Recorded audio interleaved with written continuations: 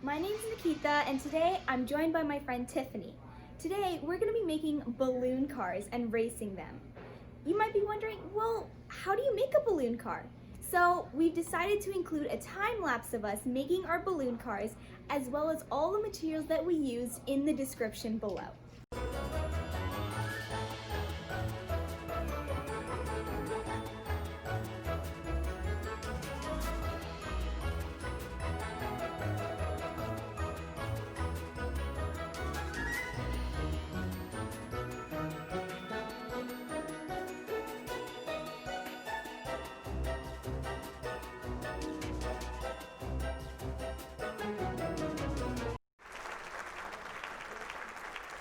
But first, we should probably figure out how balloon cars work. How do they move? Let's look at something called Newton's laws of motion. Newton's first law of motion says that an object at rest will stay at rest, and an object in motion will stay in motion unless an outside force acts on it. So for example, I have this roll of tape, and it's just sitting on the table, completely at rest.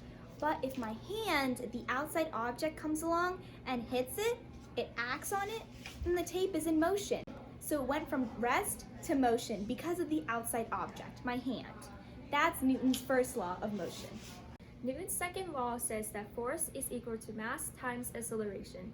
Acceleration is how fast something speeds up.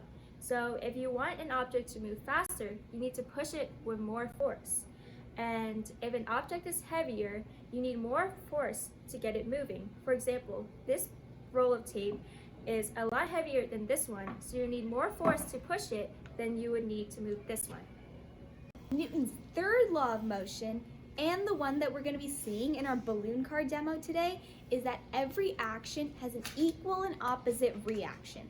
So for example, Tiffany is going to blow a balloon with air. And now watch what happens.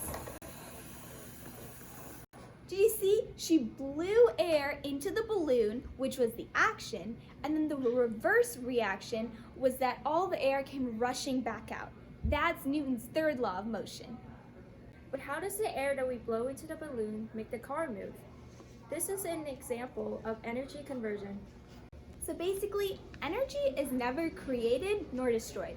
It's only converted into different forms. For example, what we're going to see here is that when you blow air into the balloon car has potential energy or stored energy that it's going to use for later. And then when you let go of the balloon and all the air comes rushing back out and the balloon car moves, that's basically because the potential energy of the balloon car is being converted to kinetic energy or energy of movement. So potential energy or stored energy that's waiting to be used up gets turned into kinetic energy or energy that's being used as the car moves. Now, let's race these cars. I think mine is going to win. Who do you think is going to win this balloon race? Make sure to vote in the poll at the top. It's racing time. Who will win, Tiffany or Nikitha? 5, 4, 3, 2, 1. And Nikitha's car makes it to the finish line. Amazing. Here's your award. Thank you. Darn it, that was fun though. Did you learn and have fun today? Make sure to click on the like button and subscribe to our YouTube channel. Thanks for watching.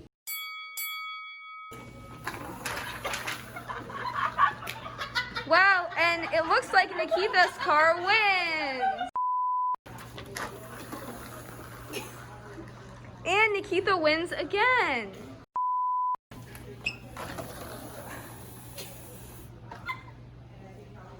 That is what we call an accident.